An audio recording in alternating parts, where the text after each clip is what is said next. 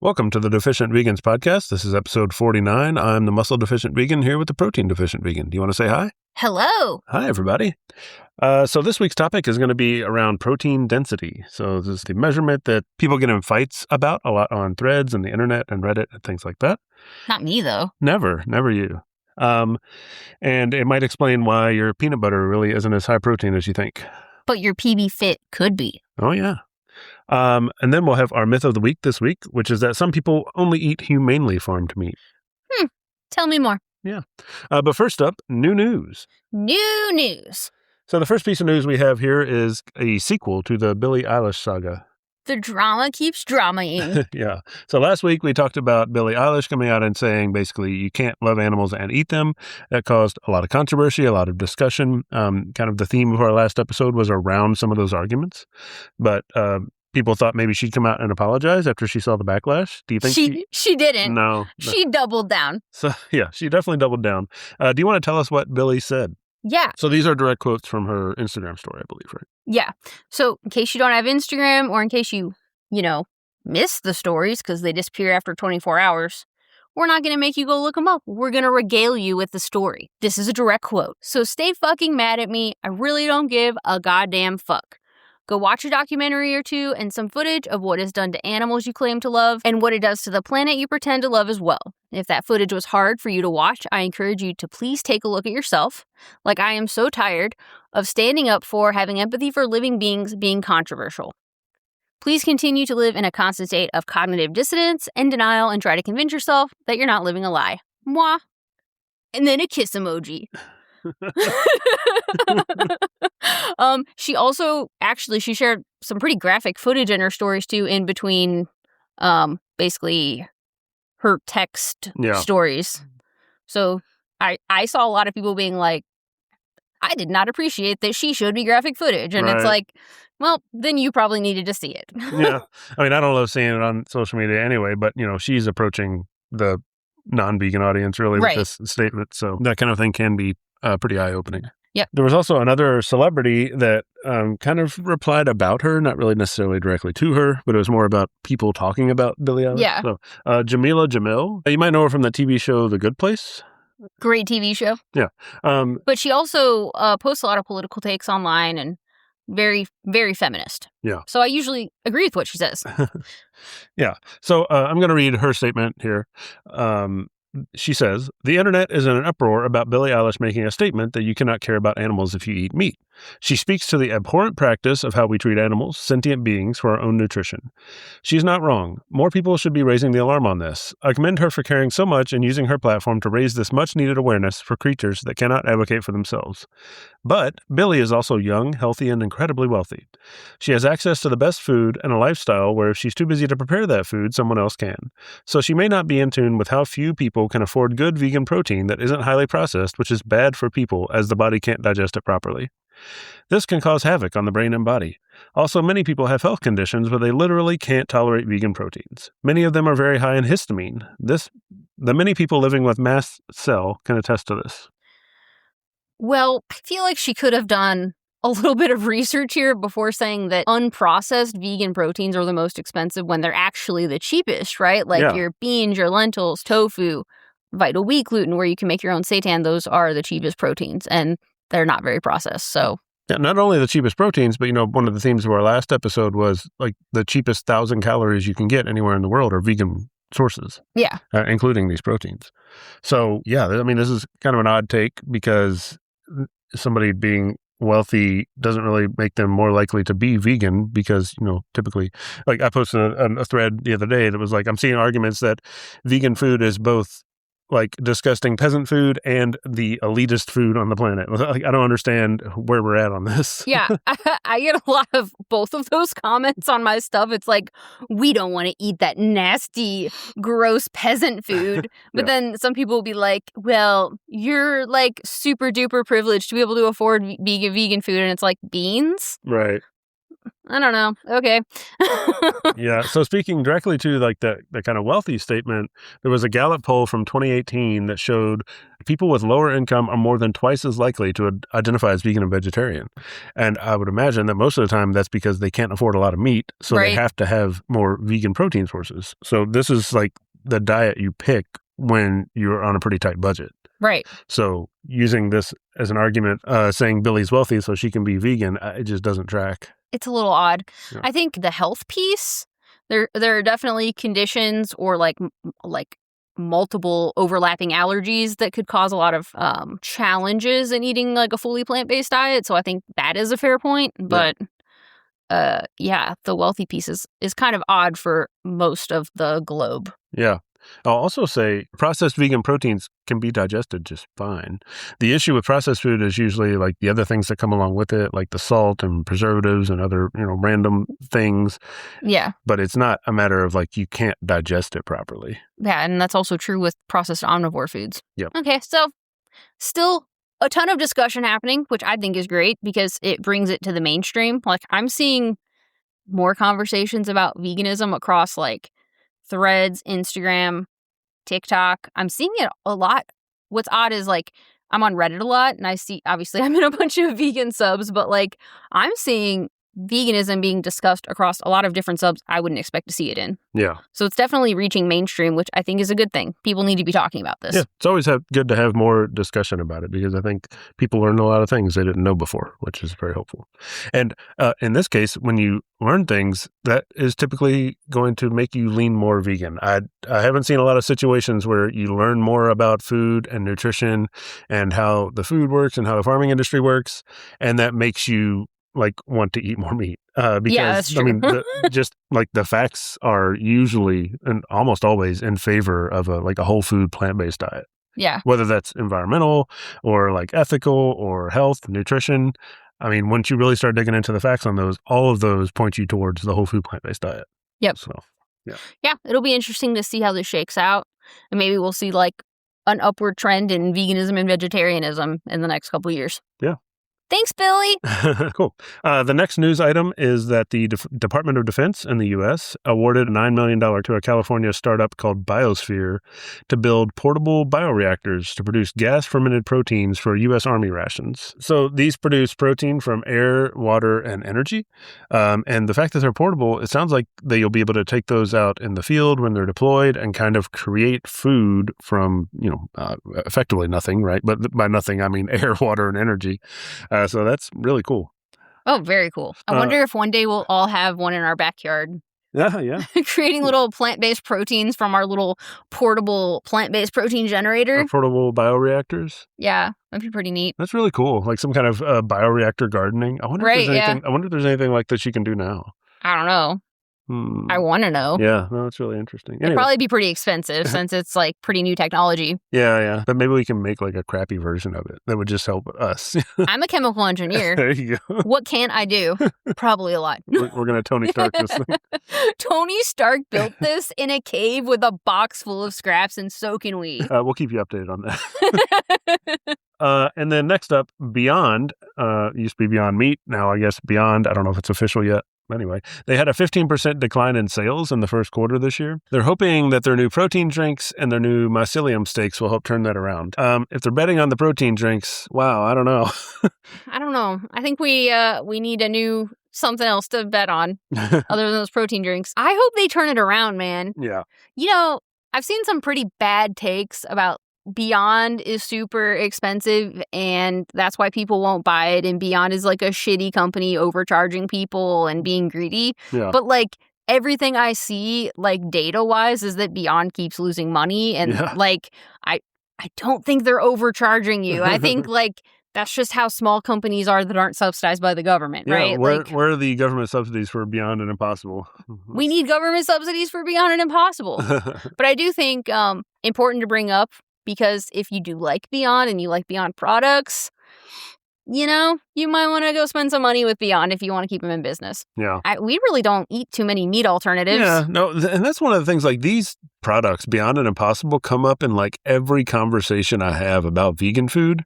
And I think non-vegans don't realize that they're just not a big part of the daily diet, which is maybe why Beyond can't sell anything, because like vegans, I feel like vegans don't buy this stuff much. Yeah. I would buy it at like an omnivore restaurant if that was like the option on the menu, but I don't really see many omnivore restaurants offering this product. Yeah. And I do have it occasionally, like if I'm just like, okay, a burger sounds good. Yeah, sometimes you'll go to Burger King and get like a cheeseless Beyond patty thing. Yeah. That's impossible, actually. Oh, it's impossible. Yeah, you're right. But yeah, no, same thing. But yeah, I mean, it's just, I think these are mostly for people who are trying to eat less red meat. Yeah, or transition maybe. Yeah, and not really for the vegans. Hey, maybe Billie's going to save Beyond by bringing up veganism to the masses. Maybe. Maybe people will start buying Beyond products. I think it probably seems like there's not enough market for both Beyond and Impossible. So I wonder if one of them will just... I've always kind of wondered that, and I've had people like ask me, can you recommend one or the other? I haven't tried them, and I'm like, A, I don't eat them very much, and B, they kind of taste the same to me if I'm being honest. Yeah. So yeah, anyway, maybe they'll turn it around. I hope so. I hate to see a vegan business fail, to be honest. So yeah. All right. So let's get into the main topic here and talk about protein density. So back in, I think it was like episode 21, we had talked about kind of a back and forth you had on Threads where you mentioned that like spinach was high protein and some guy was like, I'm going to eat a wheelbarrow full of spinach. Yeah, I remember that. I won't say that's the only time it's happened since. Is that what you were implying, that you should eat 15 pounds of spinach? Obviously. Yeah. That's obviously what I'm recommending to everyone. Yeah. So, and the reason there are a lot of disagreements that really kind of revolve around the same thing. And there's a measurement that this whole kind of disagreement revolves around, and most people don't even know like which version of it they're using. Yeah, no, that's totally true. Because sometimes I've tried having a conversation and I'm like, I don't think we're talking in the same terms at all. Yeah. And it can be pretty frustrating. Like we're speaking different languages. Yeah, definitely. So why this kind of breaks down is there are two main ways that people look at protein in their food if they're looking at like the label, right? And both usually call it protein percentage. Yeah. Unfortunately. And so the first one is protein per 100 grams of weight, which was what the guy on Threads was using when he was talking about his wheelbarrow of spinach. Yeah. And people really like to use percentage for this because it's per 100 grams, which makes it really easy to know the percentage of because it's just a number. Yeah. Yeah. Mm-hmm. And the other one, or like, I don't know if you guys have ever seen the old movie Rocket Man, but this is using what we like to call the right way, is the percentage of calories that come from the protein. Which I like because it's a normalized comparison. Yeah. And that is actually like how you use protein in your day most of the time. Right. If you're somebody who's looking at the label to determine information, you probably care more about the calorie. Yeah. Especially if you have a calorie target and a protein target. I feel like protein percentage on a calorie basis is probably what you should be using. Yeah. It's also the only way you can really compare two foods. Yeah. Because the per 100 gram, like it sounds really simple, it sounds really intuitive, but it only works for like foods that are dry. Right. If there's any water in the food, if it's a food with a decent amount of fat in it, it goes completely out the window because, fat is more calorie per gram than protein or carbs. Right. So the same weight of those things is a totally different number of calories. And then water, you can add a lot of weight in water, and that obviously doesn't add any calories. Hence spinach. Right. So yeah, water and fat are both the big ones that kind of skew that measurement when you're trying to look at it in per 100 grams. And so you're looking at it in terms of calories. Why the percent of calories matters is that the calories are what actually limit how much food you eat in a day if you're tracking the calories. So if you're going through your day, you're like, okay, my calorie target is 2,000 calories and I've got to get 100 grams of protein, then the goal is to hit that 100 grams of protein and not go over the 2,000 calories. So to do that, you're picking foods that are a high protein percentage based on the calories. Yeah. And I think there are also like different ways of eating. For us, we generally eat foods that are like around the percentage of protein that we're targeting for our overall day. Yeah. So like if our percentage target is like 30% protein for all of our calories, then we're usually picking foods that are like around the 25 to 35% mark. Yeah. Because, I mean, at least me, I don't really usually drink protein shakes because I don't like them. But like the other way you could eat is like kind of, you're going to eat like 2 protein shakes a day, so then you can kind of do whatever. Right. But I think still, for the most part, you probably want to be keeping an eye on the protein percentage. Yeah, for sure. And I think the caveat is there are some situations where you might be more interested in how much protein you can shove into like an actual volume of food. Yeah, or like how many calories can you shove into 100 grams of food, right? Yeah. So, like, if you're on some kind of appetite suppressant or like one of the GLP-1 drugs or something that like lowers your appetite, you're only really hungry a couple times a day. You can only eat a little bit of food at a time. Yeah, or That's like you're on like an antidepressant or something, or you just have an overall low appetite. Yeah. So that's when you would be looking for things that are more calorie dense, like a handful of almonds or something like that is a Yeah. good example, where it's a lot of calories packed into a very little amount of actual space. Yeah, or like peanut butter. Yeah, peanut butter is usually the go-to there. Yeah, you want low volume foods, right? Like Right. you don't want things that make you more and more full, because then you might not be able to get all your calories. Right. The other one would be like if you're on a bulk, if you're trying to gain weight. Usually the number one complaint with being on a bulk is that you get full, you're having a hard time. And this is doubly true for vegans. It's actually like a pretty big issue with the vegan bodybuilders and stuff is Yeah. like trying to bulk with whole foods Oh, on I'm a plant-based sure. diet. It's like so much volume. Yeah, you can definitely do it with like processed like vegan junk food, but Yeah. to do it like with mostly whole foods, yeah, that could make you pretty full. Especially the people who are still in the mindset of doing like the old school bulks where you're gaining, like 10 pounds a month or something crazy like that. There are still people who adhere to that, even though it doesn't really do much extra, but it's just the older way to do it. Yeah, I see people eating like 4,000 calories a day, mostly whole food. It's like, whoa. Yeah. I feel like you'd also be eating all day. I don't know. Yeah. No, for sure. You'd be eating like a hobbit. Yeah. Second lunch in 11sies. Yeah. Oh, man. So for the math of how you figure out the protein and to the calories, how do you do that? So you would take the grams of protein, multiply that by 4 calories, because there's 4 calories per 1 gram of protein. Now you're in the calories from protein. Right. Then you're going to divide that number by the overall calories per serving. Right. So that gives you the protein percentage on a calorie basis. Yeah. Which is, again, the right way. So I think so. An easy way to look at it is 40% protein seems to be a good benchmark, because that's really easy math. Yeah. Because you have say you have 10 grams of protein and 100 calories. That's 10 grams times 4 calories. That's 40. Divided by 100 is 40%. So if you're trying to hit around 40%, or you just want to like eyeball it, divide your calories by 10, and that should be around where your protein is if you're trying to hit 40%. Yeah, that sounds about right. You're pretty familiar with the math because you put the nutritional information right there with all of your recipes. So it might help to go through some actual examples of food and show how this can be kind of wildly different based on which perspective you're using. Yeah.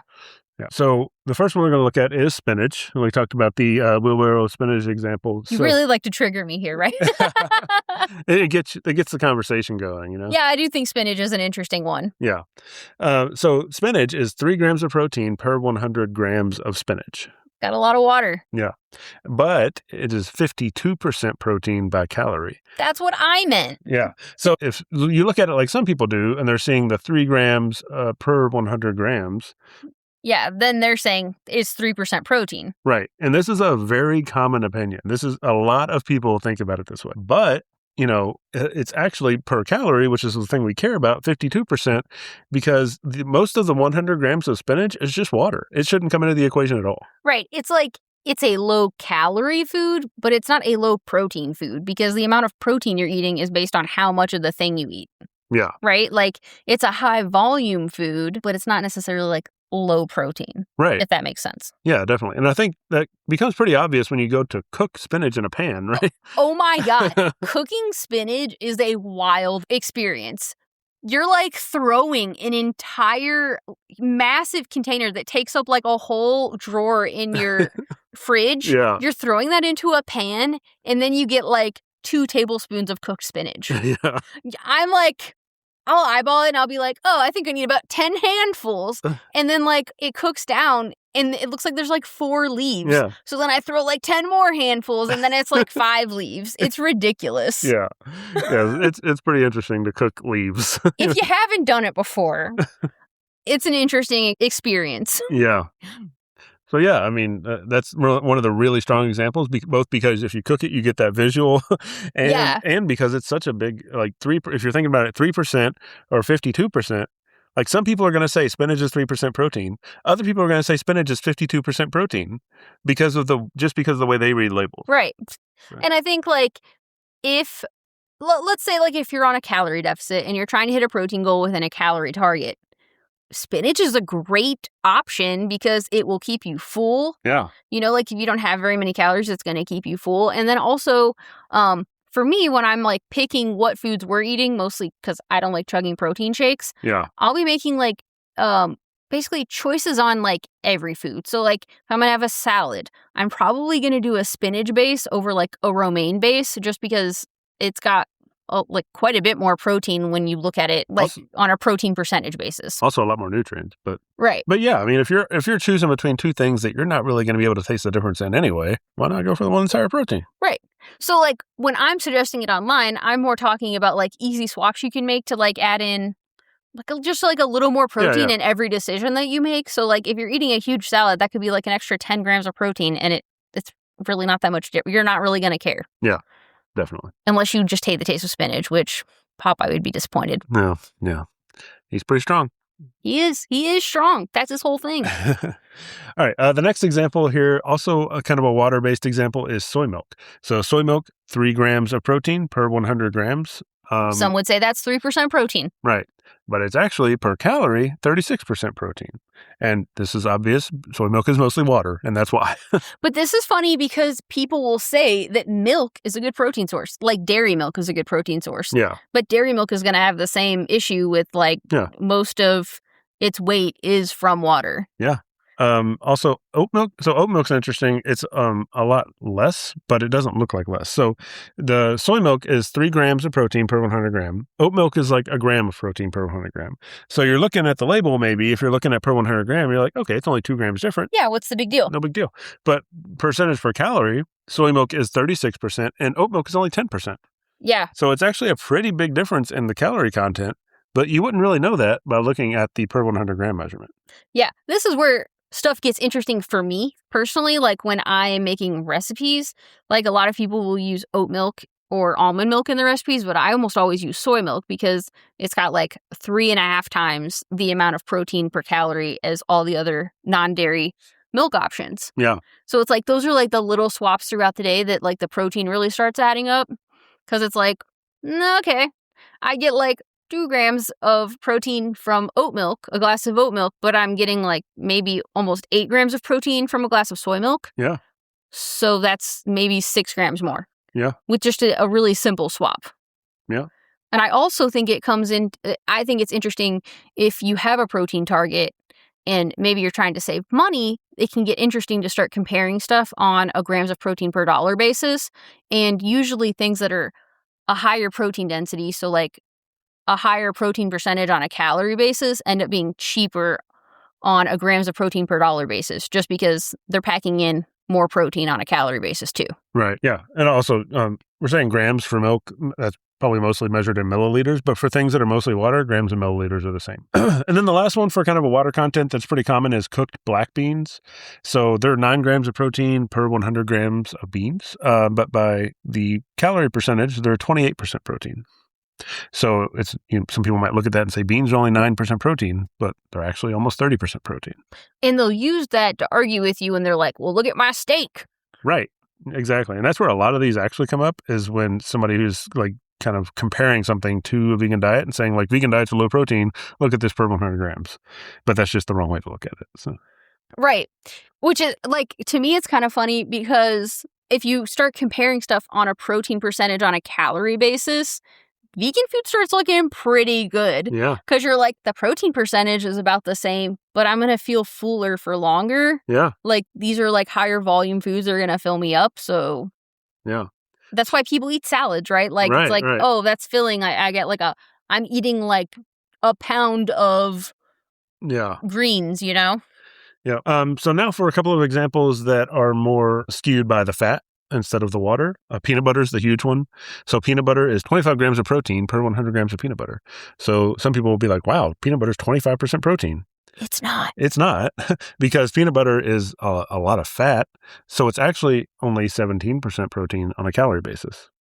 Right, which is why something like PB Fit, which is defatted, Right. is going to be better for you on a protein percentage and not really mess up your calories the same way. A lot of the arguments for like vegan diet, whole food diet, like really focus on peanut butter as being like a good protein source, which it has protein, and peanut butter is delicious. I love peanut butter, but it's not as high protein as it's kind of made out to be. I think peanut butter is a super interesting one because I think most vegans would not consider that to be a protein source. Yeah. But for some reason, that gets spread across the omnivore circles. Is that a pun? Is that a pun? Because you spread peanut? Oh, it wasn't, but we can say I did that on purpose. I feel like it is spread among the omnivore circles that like that's what vegans eat for protein. Yeah. Is like peanut butter. So then they'll show, it's really funny because in some cases they'll be going based off of gram per gram and showing that, oh, like meat is way better than their tofu, right? Yeah. But then when it comes to peanut butter, they'll be like, look how many calories you need to get 50 grams of protein with peanut butter, where I can eat a steak and get 50 grams of protein with like X number of calories. And they're like, this is a horrible protein source. Why are vegans eating that? And it's like, well, most vegans aren't eating peanut butter as a protein source. Yeah. Unfortunately, I think we might have shot ourselves in the foot with this one a little bit, because I think this argument really came into being when the guy who made Game Changers went on Joe Rogan to kind of argue about it. And he really leaned into like comparing peanut butter to some of the non-vegan proteins. Why would you do that? Yeah. So like obviously after that, it didn't end up landing very well. He made a lot of good points. Obviously, we love the movie, but this really like launched this peanut butter protein thing into the stratosphere, and nobody's ever stopped talking about it since. So yeah, well, once you understand it, you can effectively argue with them. So now for an example that does make sense, and because, humans, I think, have a tendency to be like, if they can find a couple of things that make sense, they feel like they can apply that to everything. So some of these things lead into some of the problems here. But something that is extremely dry, like a powder, like Vital Wheat Gluten, for example, is 75 grams of protein per 100 grams of Vital Wheat Gluten. And then it's about the same per calorie. It's like 80% protein per calorie. Yeah. Because there's no water, there's not much fat. So it's effectively the same whether you look at it per 100 gram or per calorie. But the funny thing about Vital Wheat Gluten is that if you're going to use that for seitan, and even if you make it like the simplest seitan ever, which is just adding water, your gram per gram is going to change pretty drastically, and the protein percentage on a calorie basis will be the same. Yeah. And for an obvious example of how adding water changes this equation, let's just think about a protein shake, right? So when you make a protein shake, you take a scoop of the protein powder. That scoop of protein powder, if like say you got 100-gram scoop of protein powder, okay? If you put that into the cup, then suddenly this thing you're about to eat or drink is 50 grams of protein per 100 grams, right? Now you pour 100 grams of water into your protein cup. Now it's only 50 grams of protein per 200 grams of mixture. Right. Nothing has actually changed here. You're drinking the same amount of protein, food, everything. You just added water to it. But suddenly, if you're looking at it per 100 gram, you've gone from 50% protein to 25% protein. But if you look at this on the calorie basis, nothing changes here. Like whether before the water or after the water, the numbers are exactly the same because water doesn't have calories. Right. That's a really good point. And I like my protein powder, if I'm actually going to drink it, super diluted because the texture bothers me. So mine would be even less percentage of protein on a gram basis. Yeah, if you really want to make protein powder look bad, you put it in a gallon of water. I mean, it doesn't make any sense. It's 1% protein. Right. Don't drink that. It's horrible. Yeah. So lots of issues, but that's kind of the take. Anything that has water in it, anything that has fat in it, you're going to get skewed really quickly if you're trying to look at it per 100 grams. If you look at things per calorie, it's always going to be consistent across any kind of food, no matter what, because the calories are like what you're kind of measuring your food intake based on. Yeah, and I can see like, I think this is mostly coming from Europe, right? Yeah. The nutrition labels tend to show the nutrition facts in like per 100 grams. Yeah. But in the US, we don't do that. It's just like they make up a serving size, whatever they want the serving size to be. Yeah. And so I've never thought of it per 100 grams. So like I went out there saying protein percentage and like was met with a lot of vitriol, and I was very confused because the comparing it on a calorie basis just made a lot of sense to me. Yeah, we did the American thing where we think our way is the only way. But in this one case, and possibly one case only, this is the right way. Protein percentage on a calorie basis, in my opinion, is definitively the right way because you have normalized the information. Yeah. So that you can compare it across foods. Yeah. And we have grams on our labels. It just usually shows up right next to the servings, or shows up next to the calories per serving size.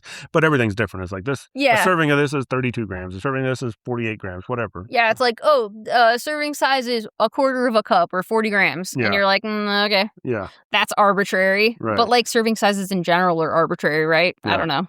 So yeah, we're not really on that system of per 100 grams in any way, really. Also, people who are making like anti-vegan content, kind of like you were referring to earlier, really lean into this to dunk on plant foods. They'll do like the per 100 gram thing because a lot of the plant foods have a lot of water in them. So they compare their protein source to some vegan protein source that has a lot of water, and then they do the comparison on per 100 grams. Yeah, they're like, look how many leaves of spinach you would need to eat to get how much protein I get from a plate of steak. Those comparison posts drive me nuts. It's like you'd have to eat a whole bucket of strawberries or whatever. Yeah. Like, what are we doing? Oh my God. It drives me insane. Like, we should at least be comparing something that is actually comparable. But then they'll do kind of the opposite gotcha post where they're like, here's 50 grams of peanut butter and here's 50 grams of steak, and let me tell you the outrageous amount of calories peanut butter has. Oh, yeah.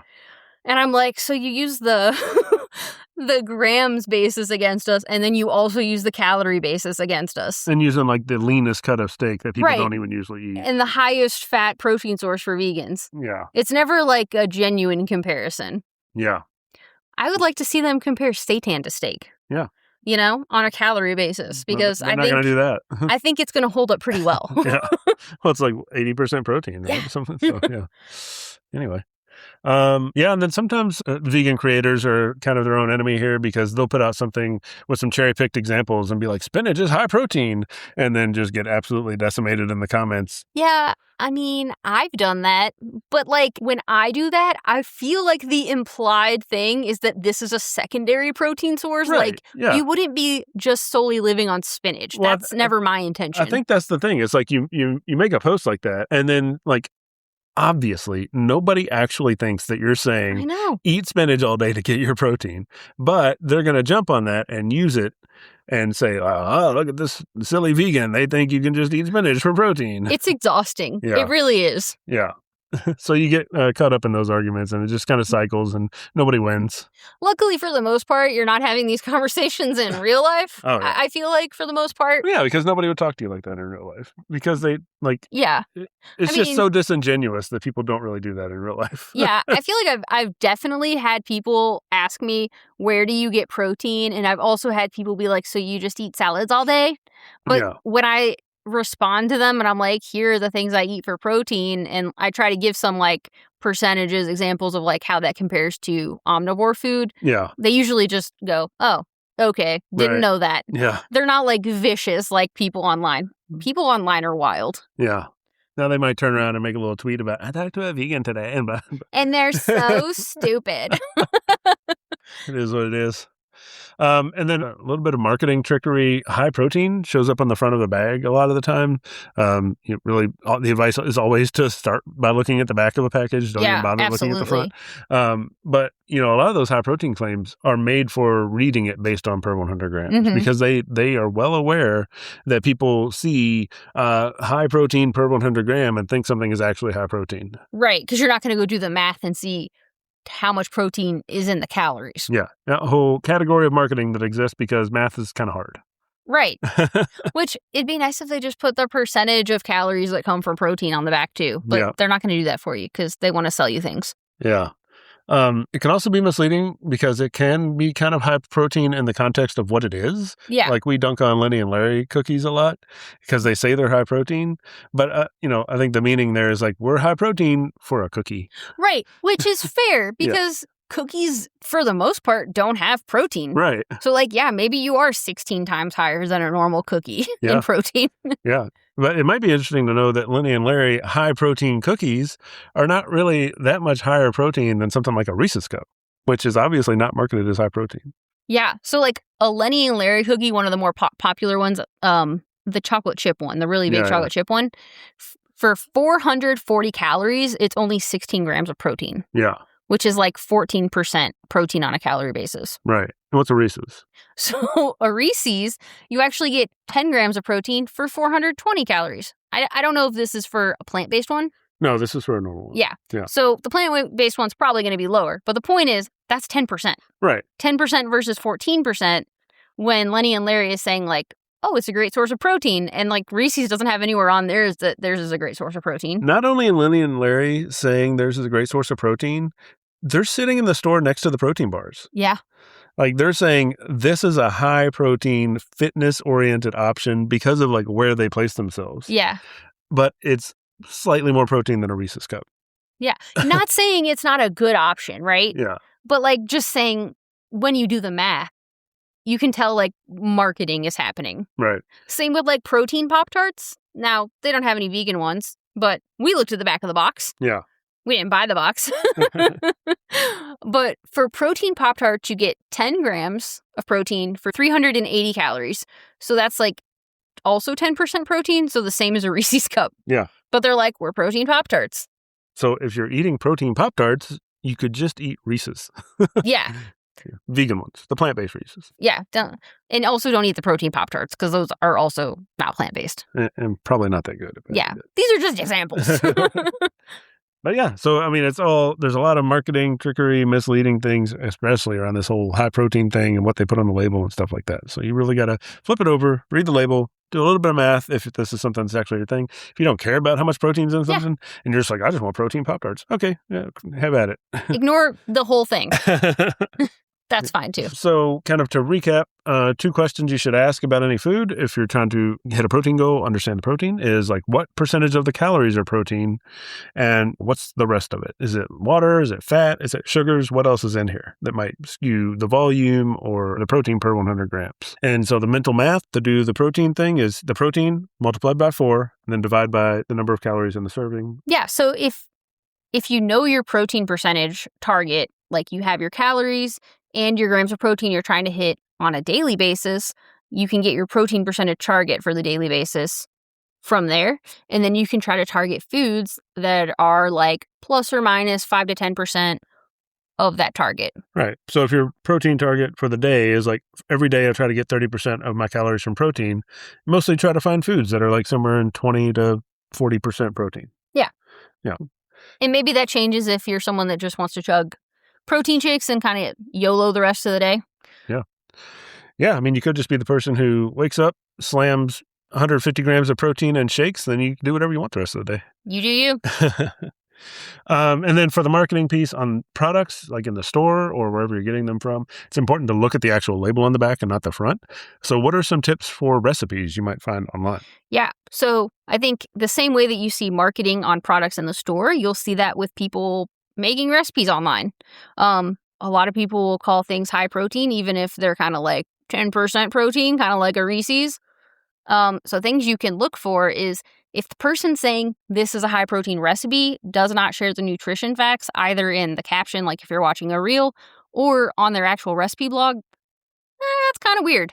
You know, I just feel like if you're saying high protein, you should at least share how much that protein's data. in it. Yeah. Like I shouldn't have to go through and enter 15 different ingredients into MyFitnessPal to see what your calories and macros are. So that's like, to me, the first red flag. Like if you're not willing to provide that information, maybe it's not high protein. Yeah. The second thing you can do without having to enter all of that in is kind of like look at what is the main protein source. So like if their main protein source of their protein cookies is protein powder, how much protein powder are they using and like how much other ingredients are they using? And like kind of like do like a quick volume comparison, because if you're only using like 2 tablespoons of protein powder in a sea of flour, sugar, butter, whatever. Which is very common. Yeah, that's not high protein. You see a lot of high protein cookie recipes that do that. And you're like, what are we doing here? Yeah.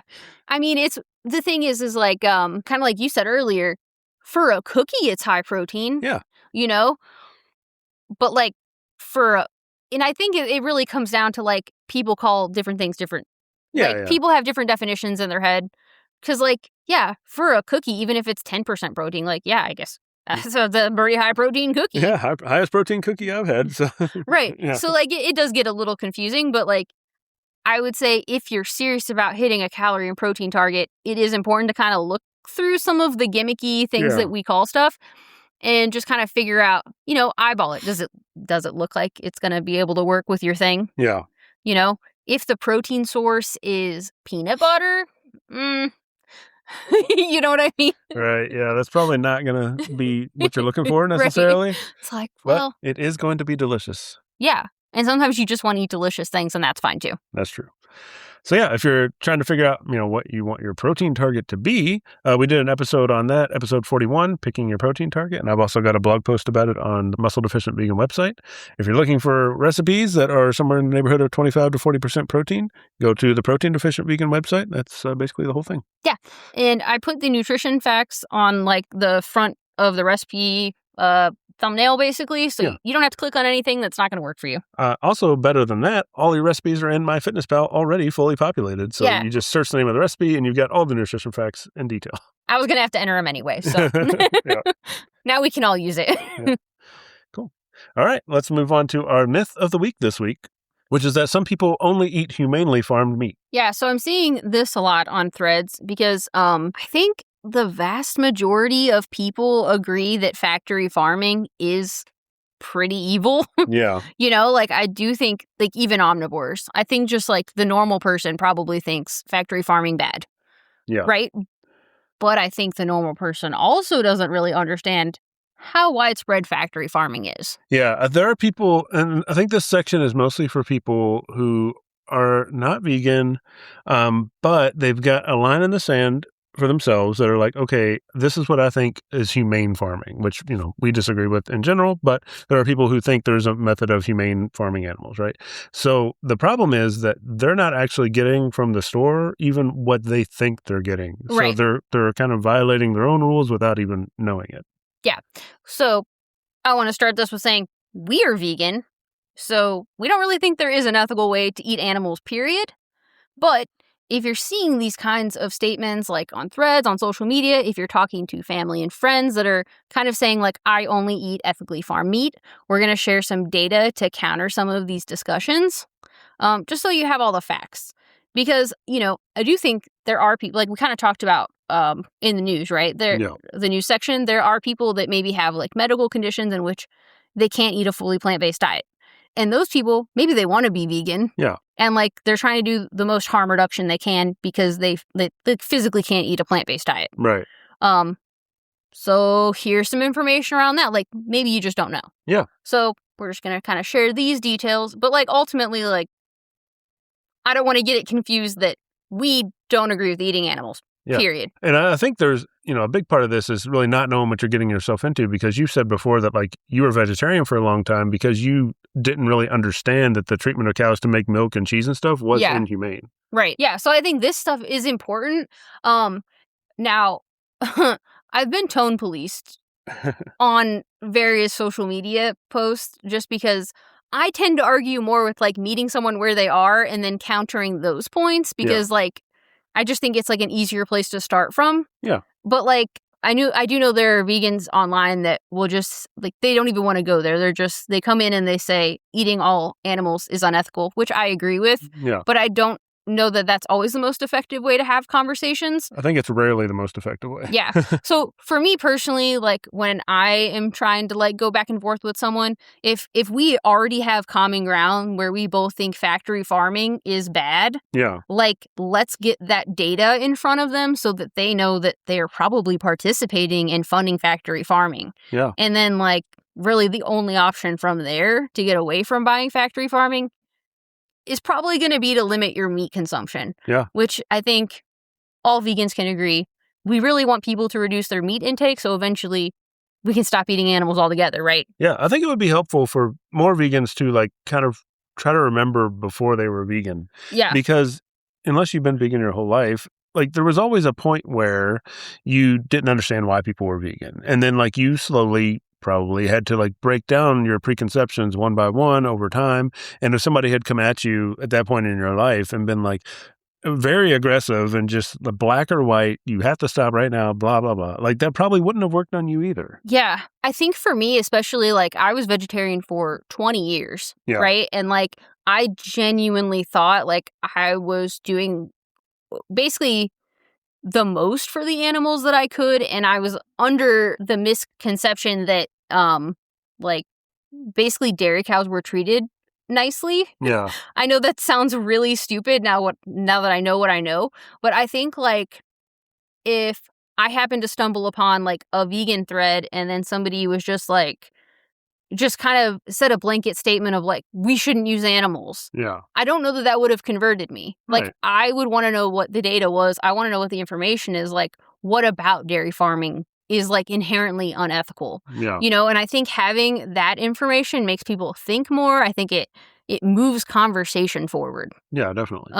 So yeah, I think this section is more around, like, arming you with some of that data so that you can have those conversations, especially now that Billie Eilish is, you know, kind of like making this conversation enter the mainstream culture. Yeah. I think it's a really good time to be having these conversations if you have the mental bandwidth. Yeah. So to start off with some of the numbers, basically in the U.S., about 99% of farmed animals come from factory farms, what is more technically referred to as a concentrated animal feeding operation. Right. This data is based on the EPA's definition of factory farms or concentrated feeding operations, in which you hold a number of animals in an intensive feeding operation for more than 45 days. We're going to go through a couple animals here and tell you how many of these are in this situation. So for chickens, 99.96% of chickens are factory farmed. I think that's a crazy number. Yeah. I actually had someone yell at me and say that chickens are skewing all the other numbers, but we're going to tell you they're not. Yeah. Also, you don't know this, that's 9.2 billion chickens. That's crazy. Billion. And this data is based on some 2022 data. Yeah. So it's probably more now. Yeah.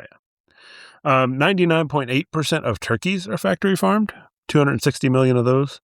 100% of fish are factory farmed, which might seem kind of obvious. Yeah. The fish that are farmed are always factory farmed, right? There's not really like a way to unfactory farm a fish. Free roam fish. Yeah. Anyway, 530 million of those. 75% of cows are factory farmed. That's 66 million. So that's like the lowest percentage of animals that are factory farmed. Yeah. 98.3% of egg-laying hens, which is different than chickens, are factory farmed. 380 million of those. So that would be the egg industry versus like the chicken meat consumption industry. Yeah. And then 98.6% of pigs are factory farmed. 73 million. And that's just in the U.S. Yeah. So on a global scale, it's estimated that 90% of all livestock is factory farmed. Right. Those are crazy numbers. Yeah. So if you're someone who is saying all of the meat I consume is not factory farmed, it's ethical, that's probably not true, just based on numbers here. If you're getting your meat at the grocery store, it's almost certainly factory farmed, no matter what the labels on the front say. And if you're eating meat from restaurants, from fast food places, it is pretty much certainly factory farmed meat. Right. Yeah. So speaking of the labels, there's a lot of label confusion stuff. So there are a lot of different labels that say like humanely raised, all natural, free range, cage free. A lot of those aren't really regulated, and some of them are kind of actively misleading. And I think they obviously intentionally do that, right? Because they want to make you feel better about your choices. Yeah. So a couple of examples of that. Free range for chickens can mean basically their barn has a little door out to a small patch of concrete that they never really go out to. Right. But they have the option, in theory. Yeah. If they could actually get to the door without death stomping a bunch of other chickens to get out. Yeah. Cage-free eggs still come from like really crowded indoor buildings. Right. So they're just not in cages. It's basically one gigantic cage because the chickens don't even have room to move around. So right. We were watching some documentary and it was saying they don't even have the square footage of a piece of paper. Yeah. per chicken. Yeah. Like, if you think in terms of that, that's insane. And that's how they live their entire lives. That's how your cage-free eggs are being created. Yeah.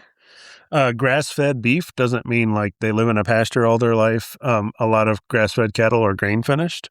There are some grass-fed certifications that do require them to be like 100% grass-fed, but they're like rare, and obviously that they don't feed the world's population with those cattle. So. Right. And I think this comes back to like what the definition of factory farmed is, which is like if they're in an intensive feeding operation for over 45 days, that is considered factory farmed. Yeah. Yeah. And then also Dolphin Free has a shit ton of issues. Right. Basically, like they almost never send the verifiers out there, and there's like a lot of shady stuff that happens. But from what I can tell, that label is effectively meaningless. Oh, absolutely. And if you're not familiar with what that means, a lot of fishing in general, specifically around, I think the Dolphin Free label is typically on tuna fish. Yeah. But basically, they'll fish for tuna in really large nets, and they'll effectively catch a bunch of bycatch. Yeah. And that can include, obviously, things that they're not trying to catch, like dolphins, whales, sea turtles, all the things that you really love and everyone, like, I think equally loves. Yeah. Like, you get your little necklace with a dolphin on it, and you wear your sea turtle charm bracelet. Well, yeah, those are ending up in bycatch. But they have a dolphin-free label, but usually that doesn't mean anything, and probably there was dolphin in the bycatch. Yeah. So there are a couple of certifications, like Certified Humane, Animal Welfare Approved, and then something called the Global Animal Partnership that has kind of levels. If you have step 4 or 5 on the ranking system, those are some of the ones that actually verify some higher welfare, but those are very rare in like a store setting. Yeah. Yeah. I mean, I think the main takeaway here is most of the labels, like if you're talking to someone that's saying like, or you are someone that's saying, I eat only free range chicken, I eat only cage-free eggs, like you should know that most of those labels are almost, if not always, entirely meaningless and very misleading. Yeah. And most of the like actually small farm, quote unquote humane, which, again, issues with that. But those operations, the meat that comes from those isn't really sold at like Costco, Whole Foods, Trader Joe's, even those kind of places that orient themselves more towards that kind of ethical type thing. They aren't even in those stores most of the time. Right. I think, and definitely not in restaurants. Oh, yeah. They're not buying the more expensive versions of anything. Yeah. I do think I don't want to say across the board, but I think a lot of like the small farms, a lot of the people they're selling to are like people in their local neighborhood. Yeah. Like you almost have to know a guy. Yeah, yeah.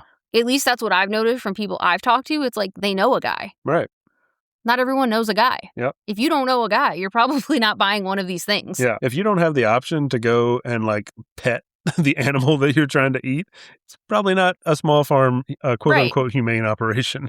Yes. And like I think it's go even a step further, right? Like if you're not able to go visit this place and see how they're treating it, it's probably not what you think it is. Yeah. I mean, that's the whole point of putting these operations indoors. It's so the general public can't see how animals are living. And then like also in terms of like, you can't really just shop at a grocery store and find these like quote unquote humanely farmed animals. You also can't just eat out or buy processed foods and expect those to also be quote unquote ethically farmed. Right.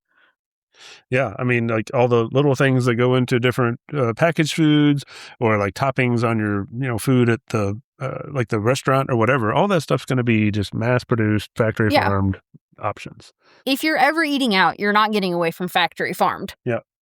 And then even the certified humane farms that do actually have the real certifications that verify the animal welfare, they still typically use the same slaughterhouses or like methods that the factory farms use to kill the animal itself. Yeah, that's true. Most small farms aren't even slaughtering the animals they raise, sending it off somewhere else. Yeah, that humane label only applies to the life of the animal, not how it dies. Right. I really like that quote. I can't remember who said it, but it was basically like, if all slaughterhouses had glass walls, the entire world would be vegan. Like, if you could see what's actually happening, you wouldn't eat it.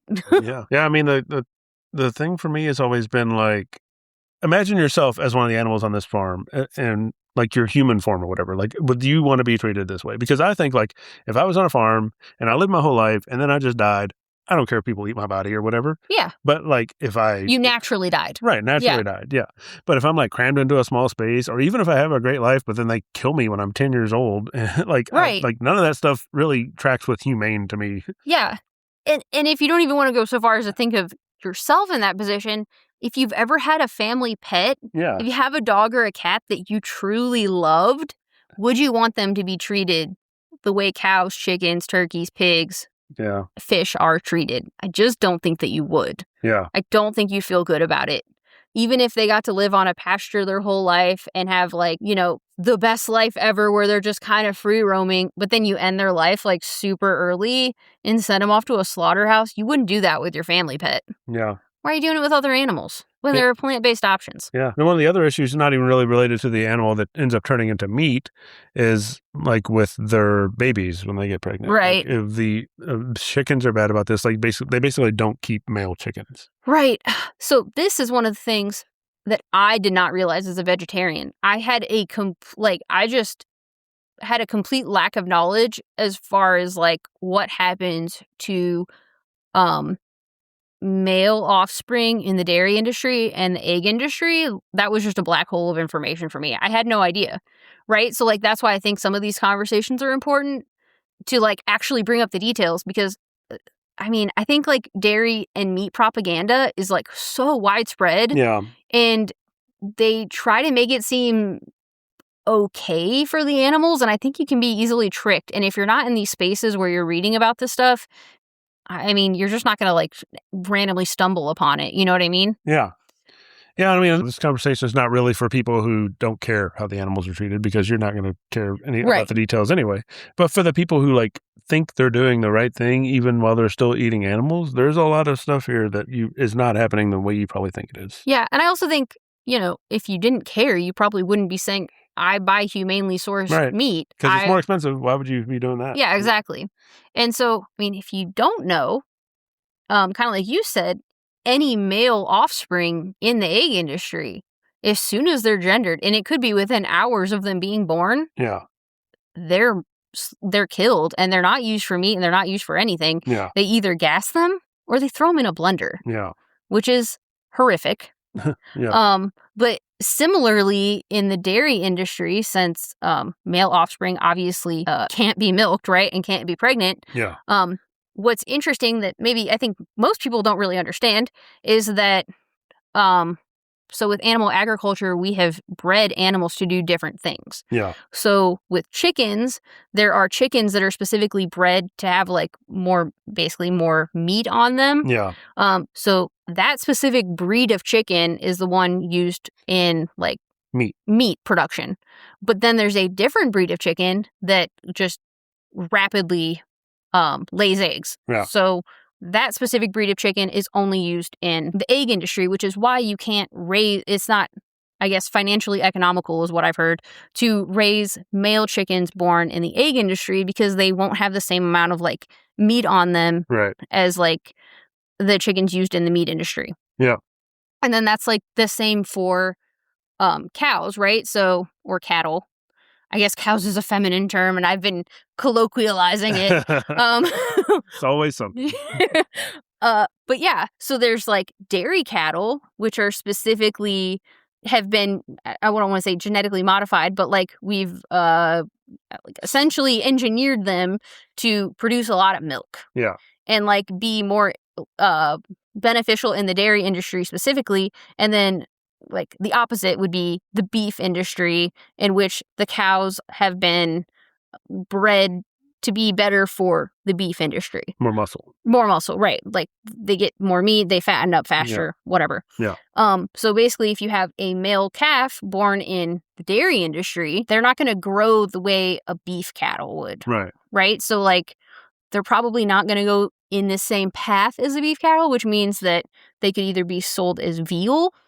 And I think I read the statistics on that is like 20 to 30% of all male calves that come from the dairy industry end up being sold for veal at like a few months old. Yeah. And then like sometimes they just kill them. Yeah. And then I think other times there's like a variety of other things they do. I think they can use them for like cheaper meat. Yeah. But the point of all of that is that if you're eating dairy or eggs and you think that, like, yes, the animals might be being exploited, but they're not being killed, you are wrong. Yeah. So, I mean, we personally don't think there is any ethical way to eat animals because of, like, the variety of issues here, even in the situations where, like, the actual animal that turns into the meat or produces the milk or whatever is treated well, there are still a lot of other issues surrounding it. Yeah. And there are alternatives that exist. I think is, like, the main thing for me is, like, why would I even want to eat animals when there are so many plant-based alternatives? Yeah. And, just because we've always done something one way, it doesn't mean that we should keep doing it that way going forward. I mean, we have a lot of options now. We don't necessarily need animal products anymore. This was a lot different back when we were living in caves trying to survive. And there are still people across the world in survival situations like this, and they, you eat whatever you can get your hands on. It's understandable. But for people that, have other options available, it doesn't really make sense to stick with these, less humane things. Right. I think the next piece is, even if you think that they're living a good life on a farm with farmers that truly care for them, they're still being forcefully impregnated and forced to have babies over and over and over again. And I don't know how you could think that was humane. Right. You know what I mean? Yeah. Like, even if you got through everything else and you were like, I'm okay with everything else. Yeah. Do you think it's humane to continuously impregnate all of these animals, to keep continuously producing offspring or, like, milk? Right. Yeah, and then the last piece for the animals that become meat, there's not really an ethical way to end an animal's life before the end of its natural life. Like, Right. No matter what you do, you treat it well, like, it still would have lived much longer. Right. I think an interesting data point that I read, like, looking through all this stuff, is a cow in the wild would live to be 15 to 20 years old. Yeah. That's the natural lifespan of a cow. Yeah. Cows are not living to be that old on farms. Yeah. Yeah. Again, I mentioned, like, before I was vegan, I had a lot of thoughts, obviously, and preconceptions. And the more you learn about this, the more you kind of become self-aware, and you start rethinking things. You get pretty uncomfortable with the reality of things. Yeah. And it just feels like everything you learn really leads more towards vegan diet, vegan lifestyle, not just diet. And then, for health and nutrition, like whole foods, plants, stuff like that. So it's kind of hard to ignore once you really start learning, more about the facts and the science and the data. And I don't know. That's why I think, like, education and having these difficult conversations with people is probably the most important thing that we can do, because I don't think anyone's learning more about it and being like, well, I definitely don't want to go vegan now. You know what I mean? Like, I feel like you said, the more you learn, the more likely you are to go vegan. Yeah. So I think, we can call that myth busted, because I think most people who think they're eating humane meat, quote unquote, are probably not, even if they don't know. I've definitely seen more than 1% of people saying that they do this, and that doesn't really make sense, because supposedly only 1% of livestock in the U.S. is not factory farmed. Yeah. So both our topics this week were kind of about, reading labels, not getting what you think you're getting. So maybe you can educate yourself a little more on the things you're confused about. And educate others in a kind and respectful manner, unless they're dickheads. Right. So a couple quick takeaways for the calorie math on protein. Take the grams of protein, multiply that by 4, divide that by the total number of calories in that serving, and that gets you the percentage of protein on a calorie basis, which is the right way. Yes. And then the next takeaway is that humane meat is not really a thing. But also, even the meat being labeled as humane isn't following their own beliefs and ideals around humane meat consumption. So, like, omnivores have these set rules around what they think is humane. They're still probably not even adhering to those. Yep. So it's important that we educate. All right. Well, we appreciate everybody listening. If you could subscribe and leave a review on Apple Podcast and Spotify, that helps us out a lot. You can also join the Deficient Vegans Discord server. We are going to be starting a book club. Yeah. That's kind of exciting. Yeah, in the next couple of weeks, we're going to be starting a book club. And we decided the first book we're going to start with is Eating Animals by Jonathan Safran Foer. This is actually the book that made me go vegan. Yeah. I read this and I pretty much went vegan overnight. It's also the book that made Natalie Portman go vegan. And apparently she just gives this out to people, that friends and family that she knows, and she's like, read it if you want, don't read it if you don't want, but like now you have the information basically. Yeah, that's pretty cool. Speaking of giving it out, we are planning on raffling off a couple copies of the book for the book club. More details to come on that. And then if you do want to join the book club, it's going to be in Discord. So go to the show notes, join our Discord server. We'll have a channel for the book club, and it's just going to be kind of a channel where we talk about the books, no like formal meetings or video or anything like that. Our plan is to make a channel specifically for the book club, and then we'll like talk about which chapters we're going to be reading, or like what page you should get through for that week, and then we'll be like talking through some discussion questions and having conversations around it. Yeah, the plan is no Zoom meetings, no meetings at all, no specified time requirements. It's just going to be kind of like a book club chat. Yeah, cool. Also, if you're listening on Spotify or YouTube, you can leave us comments. We like those. Really appreciate that.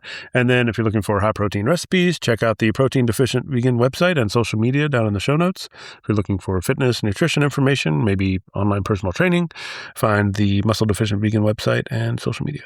Cool. All right, guys. Do you want to say bye? Bye, guys. Bye, everybody.